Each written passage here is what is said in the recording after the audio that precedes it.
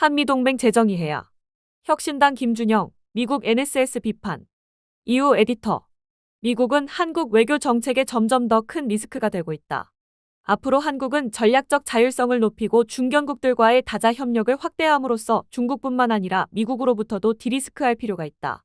조국혁신당 김준영 의원은 15일 미국 퀸시 연구소 웹사이트에 올린 트럼프 국가안보 전략, 한국을 미국의 영내 우위 목표 중심에 두다란 글에서 동맹국과 파트너를 쥐어짜는 트럼프의 접근법은 확실히 공격적이지만 현실은 바이든, 트럼프 행정부 모두에서 한국은 국익과 양립할 수 없는 워싱턴 전략에 순응하라는 유사한 압력에 직면해 온 게 사실이라면서 이같이 조언했다.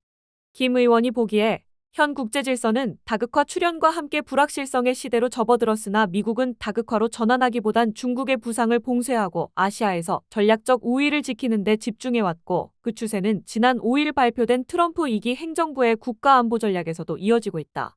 실제로 NSS는 아시아 부분에서 우리 동맹국들은 집단 방위를 위해 훨씬 더 많이 나서서 지출해야 하며 더 중요하게는 행동해야 한다.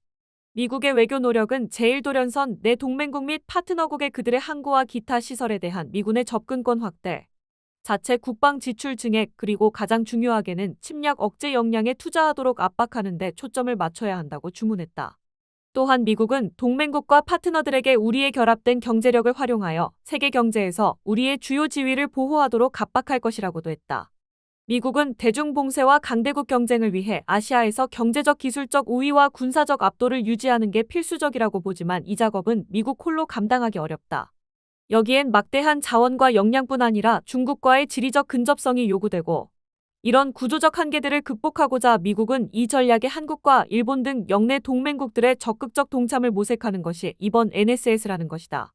구체적으로 보면 그 핵심 내용은 미국으로선 군사적 우위 유지를 통한 대만 분쟁 억제가 최우선이며 이를 위해 제1돌연선 어디에서든 침략을 저지할 군대를 구축하고 동맹국들의 국방비 대폭 증액과 집단 방어 역할 확대 등이다.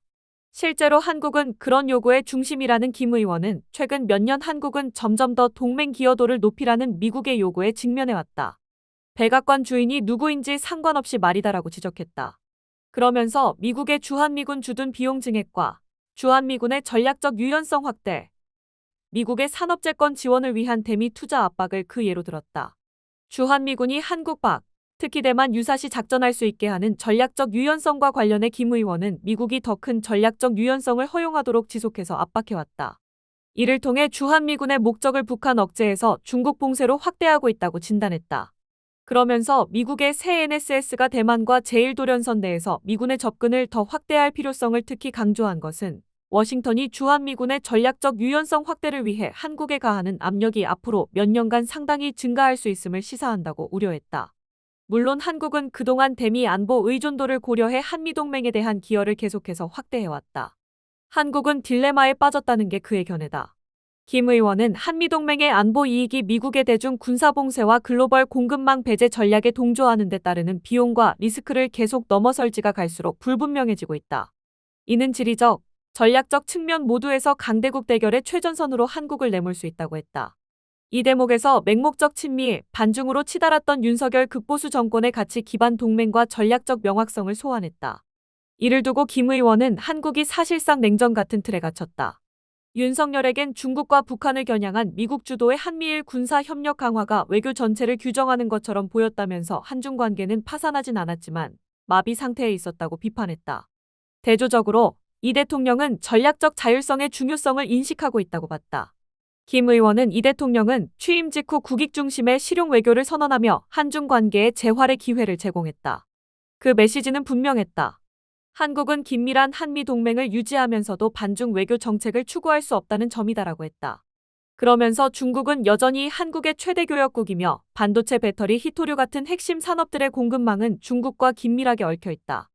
한중 관계 악화는 직접적으로 한국 경제의 비용과 리스크를 증가시킨다. 이재명 정부는 상호 이익을 전제로 동맹 협력을 강화하는 동시에 중국, 러시아와 같은 이웃 국가들과의 관계를 관리하려고 노력하고 있다고 소개했다. 하지만 전략적 자율성 강화를 행동으로 옮기는 건 쉽지 않다는 게 그의 생각이다. 미국은 한국이 중국과 명확하게 거리 두기를 원하지만 중국은 한국이 미국의 대리인이 되지 않기를 바라고 있어서다. 당연히 한국이 이 두 강대국 사이에서 내려야 할 선택지는 좁아지고 있다. 이 부분에서 한미동맹의 재정의와 전략적 자율성을 촉구하고 나섰다.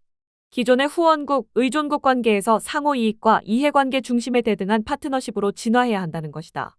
김 의원은 만약 미국이 한국을 자국의 지역 전략의 부속품으로 취급하려 한다면 한국은 자체의 전략적 자율성을 확보해야 한다며 한미동맹이 대등한 파트너십이 되려면 한국이 자신의 이익을 명확히 밝히고 필요할 때 노라고 말할 수 있어야 한다고 역설했다.